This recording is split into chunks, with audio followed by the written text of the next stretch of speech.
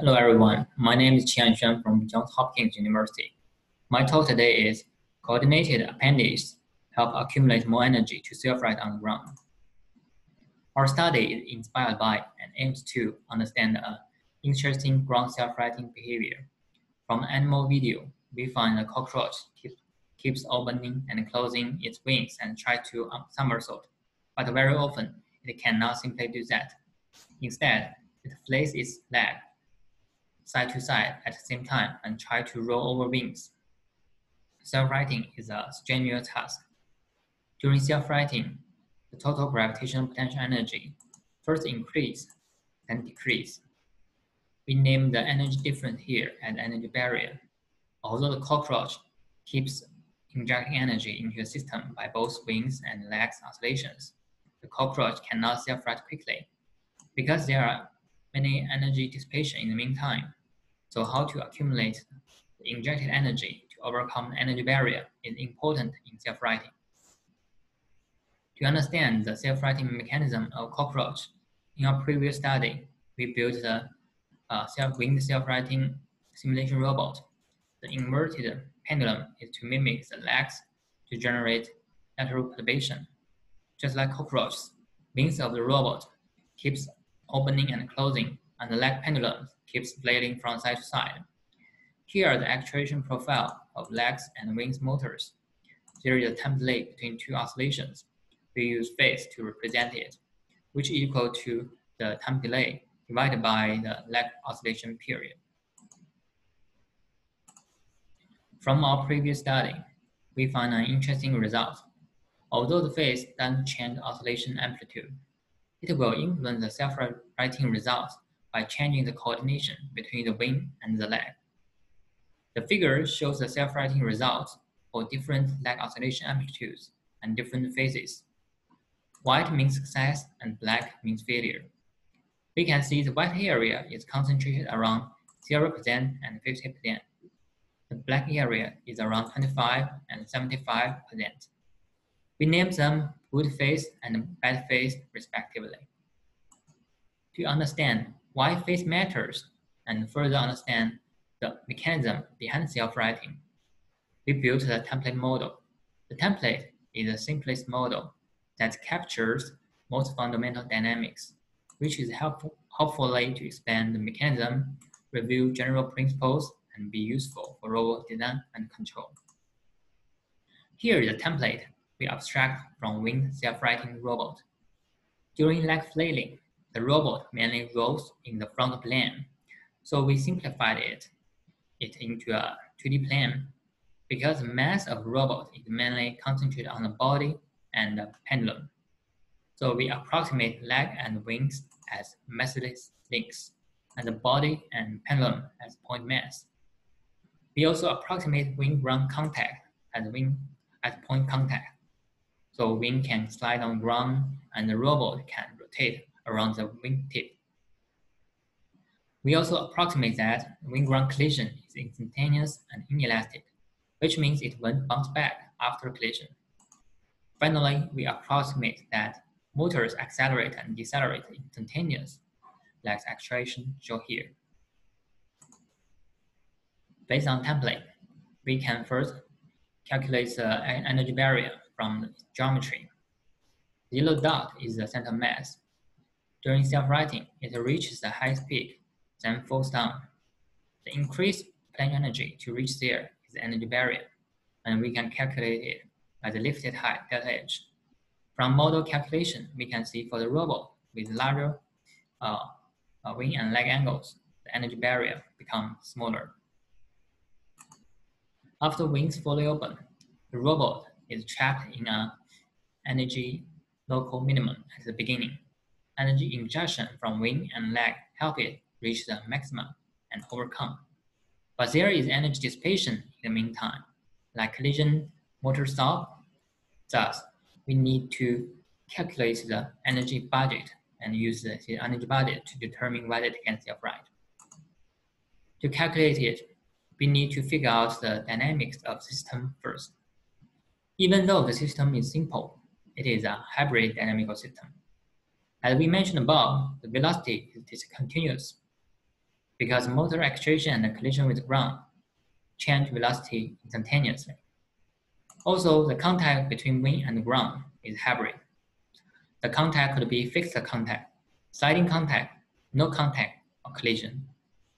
We divided the motions of this hybrid dynamical system into two types: continuous motion and instantaneous event. Different cases are governed by different equations of motion. Here, we'll elaborate one example case to show how we solved dynamics. It is a robot collision with the ground during leg rotation. At this moment, there are three external forces: gravitational force, normal force, and frictional force. First, because the collision is instantaneous, so the normal force and frictional force are much larger than the gravitational force. So the gravitational force can be neglected. Second, we choose contact point A as center of rotation.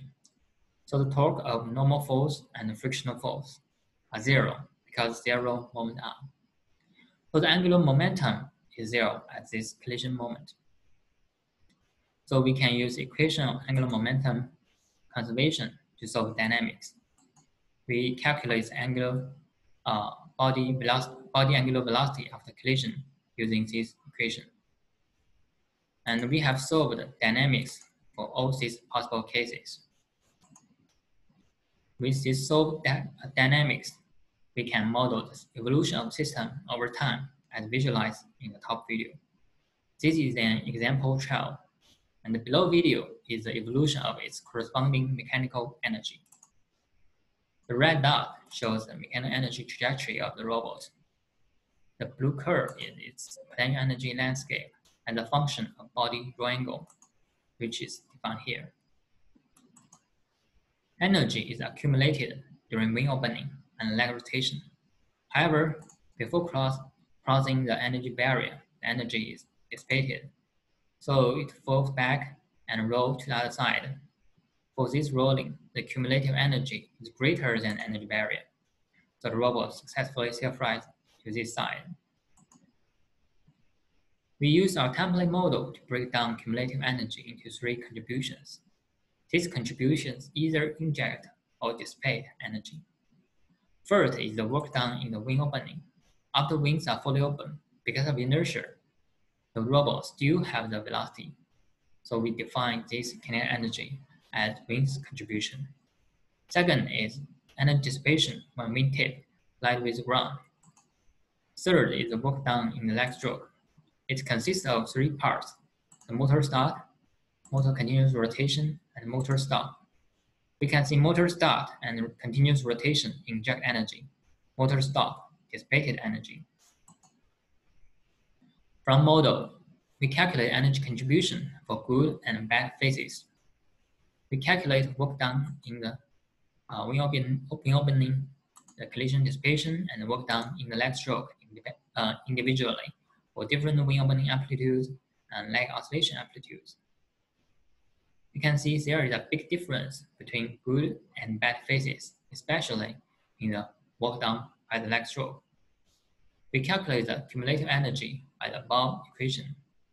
By comparing it with the energy barrier, model predicts the self-righting result. We calculate their difference as shown here. If there are deficit, the robot will fail to self-right. If there is plus, it will succeed. First, we can see robots with larger wing and leg oscillation amplitudes has larger energy difference, which makes them easier to self-right. Second, the surplus region in good phase is larger than the surplus region in bad phase.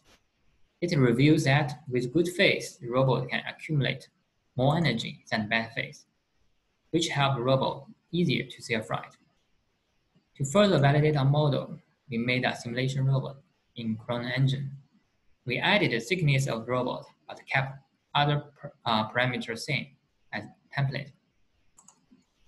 By doing simulation experiments, we got self-righting results for good and bad phases. Comparing them with model prediction, we found they match pretty well. And the mismatch could come from the model approximations, like instantaneous collisions, because in simulation, the collision is fast, but still need time. Now we have started phase by template, but template can go beyond. It is predictive, so we can use template to do model-based control and design. From above results, we can see the energy injection from leg stroke plays an important role in the energy accumulation. Since the angle actuation profile is given, we can